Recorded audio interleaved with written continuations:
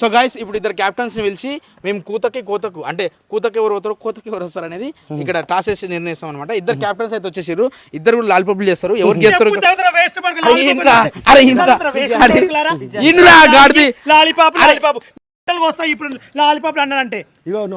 నువ్వు కోసుకున్నావు ఆల్రెడీ, నువ్వు నాశనం అయిపోను, నువ్వు మెట్రో కాడ గిరాకులు రాకపోని కొట్టి కొట్టి పాడిపోను కాయిన్ మాత అందుకుంటది చిల్లర కానీ కాబట్టి ఉంటుందిరా.